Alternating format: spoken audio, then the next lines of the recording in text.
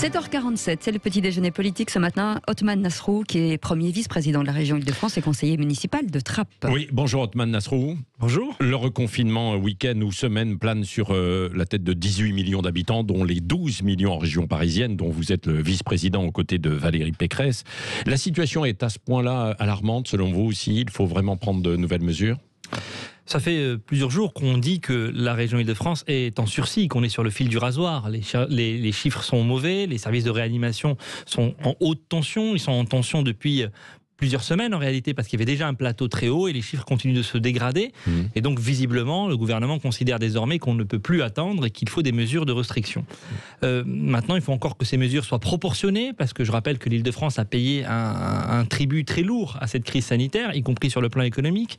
On a 100 000 demandeurs d'emploi en plus. Oui. Et donc il faut qu'on trouve le chemin vers à la fois la nécessité de désaturer le système hospitalier et en même temps qu'on préserve quand même autant que possible le tissu économique et les franciliens qui n'en peuvent plus. Oui, c'est ça. Alors Emmanuel Macron est allé hier en fin d'après-midi à Poissy, il a rencontré quelques élus locaux, il y en avait d'autres un peu en visio, mais il n'a pas vu des représentants entre guillemets officiels tels que l'association des maires d'Île-de-France ou la région par exemple. Vous, il ne vous a pas convié les élus ou la présidente Valérie Pécresse par exemple? Vous avez eu des contacts ou pas? C'était étonnant que la présidente de région ne soit pas conviée d'abord à un déplacement du président de la République et puis à un échange avec les élus locaux, sachant qu'en plus la région a des compétences importantes en matière de transport, en matière de lycée, en matière de développement économique, et qu'on ne cesse de proposer notre aide et de demander un dialogue, une concertation pour qu'ensuite les mesures qui sont décidées par le gouvernement soient appliquées de la meilleure manière possible. Et donc je le regrette, je trouve que c'est une erreur de ne pas avoir convié la présidente de la région, mais aussi le président des maires d'Île-de-France, Stéphane Baudet, qui donc représente les maires d'Île-de-France, et c'est difficilement compréhensible. On a eu en fin de journée... qu'il y avait la consultation des élus était repartie, quoi. Non, alors finalement c'est du pipeau, ça, ou pas? On a cru effectivement que le gouvernement et que l'État avaient enfin tiré les leçons de ses erreurs, parce qu'on a eu un État qui a pensé pendant longtemps tout faire tout seul, et on a vu que ça ne marchait pas, ni sur les masques, ni sur les tests, ni sur les vaccins. Et je constate qu'il y a encore un combat à mener sur ce dialogue avec les élus locaux qui ne coule pas de source visiblement. On a finalement eu un échange avec le Premier ministre et le ministre de la Santé en fin de journée hier, sur les différents scénarios qui sont ceux que vous avez cités, confinement le week-end. Alors, et qu'est-ce qui tient la corde alors? Qu'est-ce qu'ils vous ont dit? C'est difficile à dire. Ils nous ont demandé... Attendez, mais ils sont exprimés quand même clairement ou... Ah non, ils nous ont dit simplement qu'il y avait donc effectivement ces trois scénarios qui sont confinement le week-end, confinement comme en novembre, et puis confinement plus dur comme au mois de mars, mais qui me semble être l'hypothèse qu'il faut éviter à tout prix avec la fermeture des écoles qui n'est pas envisageable aujourd'hui. Donc, et nous défendons toujours le scénario le plus proportionné, celui qui fera le moins de dégâts sur le plan économique et pour le moral des Franciliens. Alors c'est lequel précisément? Mais si on n'a pas d'autre choix aujourd'hui que de prendre une mesure de ce type-là, confiner le week-end est évidemment plus léger que fermer toute la semaine. Ouais. Ça paraît couler de source, c'est ce qu'on indique depuis 15 jours. Mais encore faut-il que derrière, il y ait une vraie accélération de la politique vaccinale, parce qu'on ne sortira de cette crise que quand la vaccination sera à un niveau décent, et les ratés qu'on a eu au début de cette campagne vaccinale et le retard pris qui n'a toujours pas été rattrapé aujourd'hui par rapport à d'autres pays sont de moins en moins supportables pour les Français, pour les Franciliens. Et donc c'est vraiment la demande que nous rappelons aujourd'hui, qu'on continue de se battre sur le front des tests, notamment en milieu scolaire. Le nécessaire n'est pas fait aujourd'hui, et qu'on continue d'accélérer la vaccination. On est loin du compte encore aujourd'hui, surtout en Île-de-France, où on a du retard par rapport à d'autres régions, sachant que c'est la région la plus impactée par la crise. Et l'idée d'une avancée du couvre-feu à 17h, ça a été écarté? À ma connaissance, ce scénario ne nous a pas été proposé, il ne nous a pas été discuté, mais nous allons voir comme vous ce qui va être décidé peut-être tout à l'heure. Et les autres solutions, je sais qu'il avait été évoqué au Conseil régional, comme par exemple étaler les horaires, instaurer un meilleur roulement dans les transports. Ça, c'est envisageable ou c'est techniquement quand même trop compliqué à mettre en place?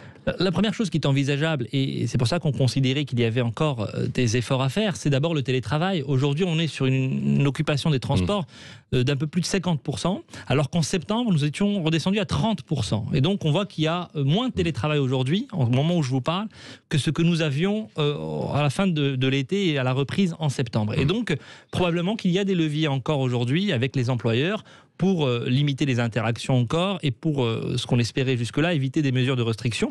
Maintenant, si ces mesures de restriction s'appliquent, il faudra encore une fois qu'elles soient aussi, je le dis sur les transports, mais plus généralement accompagnées. Oui. Qu'est-ce qu'on va faire de plus pour les artisans, pour les commerçants qui vont probablement devoir fermer le rideau, par exemple le week-end? Il va falloir des mesures encore plus importantes pour leur venir en aide. Alors, il y a des disparités aussi selon les territoires en Ile-de-France sur le taux d'incidence. Là où ça flambe le plus, c'est dans le Val d'Oise, en Seine-Saint-Denis.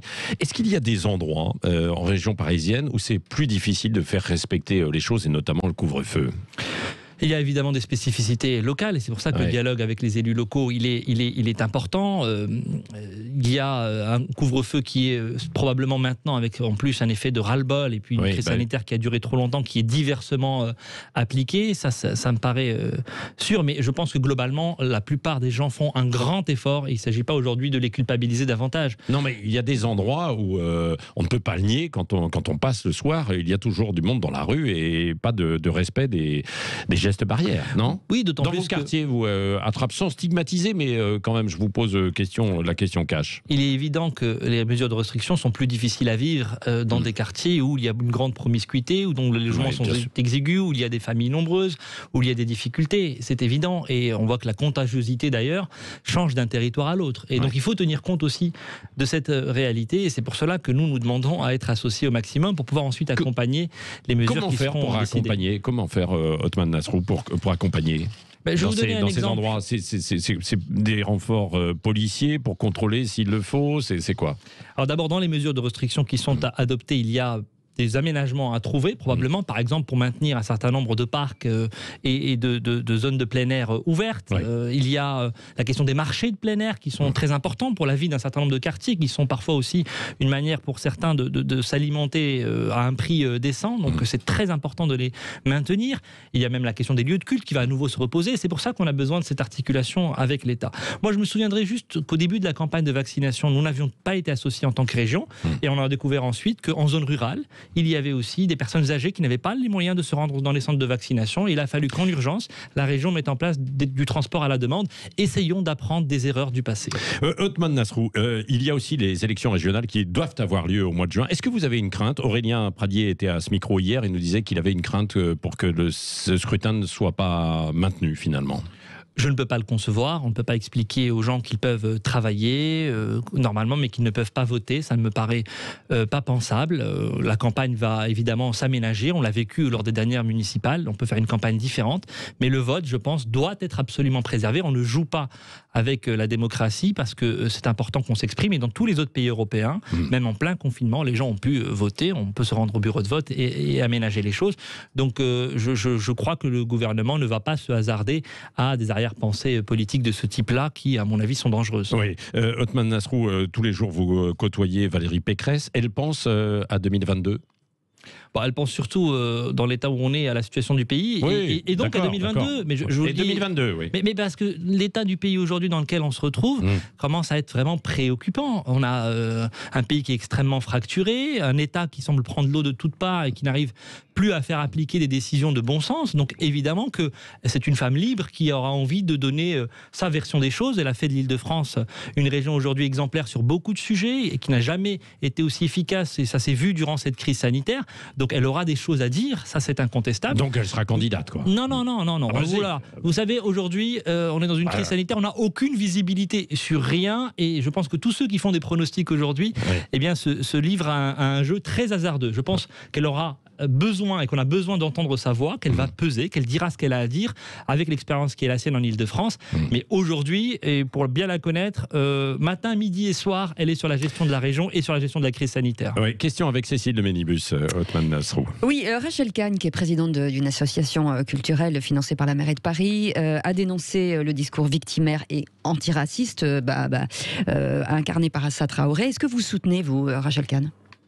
Oui, je pense qu'on a aujourd'hui dans notre pays un discours de fracture, un discours qu'on peut appeler décolonial ou indigéniste, qui est extrêmement inquiétant, qui finalement, au nom de l'antiracisme, renvoie les gens à leurs origines en permanence et fait de l'assignation à résidence identitaire.